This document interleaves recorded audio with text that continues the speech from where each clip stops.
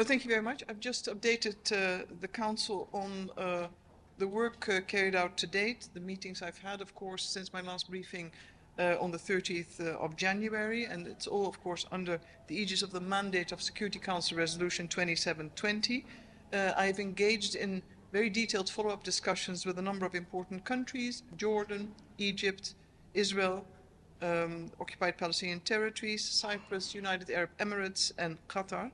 And in all meetings, and I think it's important to underline that, of course, I stress the importance of predictable and a massive increase and quality, but also volume when it comes to humanitarian assistance to the civilians in Gaza. Basically, my message to the Council was as well, we need to flood the market in Gaza with humanitarian goods, as well as re-energize the private sector so commercial goods can be entering in to really meet the needs of the civilians. And humanitarian assistance, and I've mentioned this before, is not an exercise in counting trucks. We need to know quality, relevance, we need to know it meets the needs, and, as I said, volume. And this is really the focus when it comes to the facilitation, expedition, acceleration of aid reaching Gaza. I've also spoken about the importance of the diversification of the supply routes. Via land, this remains the optimal solution. It's easier, it's faster, it's cheaper, particularly if we know that we need to sustain humanitarian assistance to Gazans for a long period of time. And of course, I've spoken to the importance of opening additional crossings. Aid should arrive via Ashdod, but also other crossings, not just Kerem Shalom. So that's very important. I've also addressed prospects that I see when it comes to an opening of what is called the Jordan land route, which offers the prospects of 100 trucks per day over 6 days of the week, which builds continuity as well as predictability, and it gives visibility over the type of assistance that would be coming to Gaza. Of course, we've spoken on airdrops, air. Some have called it sort of a drop in the ocean. I mean, I think airdrops are a symbol of support and a symbol of support for the civilians in Gaza. It's a testimony to our shared humanity, but it's a drop in the ocean. It's far from enough.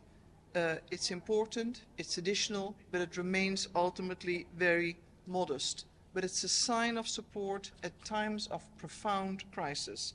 Now, via sea, early on we've engaged through my mission with the government of Cyprus on the design and discussions of a maritime corridor. I'd like to commend also the government of Cyprus for their foresight, their inclusive planning, the way in which they've built a coalition of countries willing to exercise the building of this maritime corridor, both for humanitarian and commercial goods.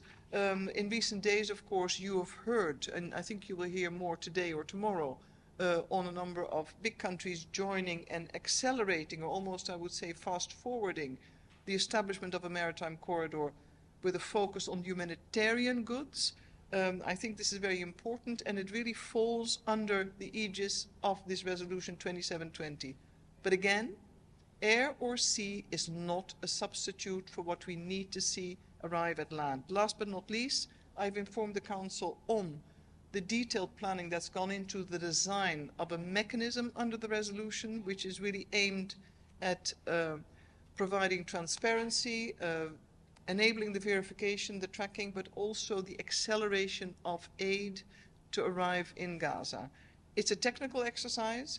I will not belabor all the details, but it's an important one because through a mechanism we support the international humanitarian family to get the aid to where it needs to be, which is inside Gaza, notwithstanding all the challenges when it comes to our collective ability to operate in very uncertain and unsafe conditions, given all the difficulties that the humanitarians have faced today. But one goal is there: to assist people and provide for their needs.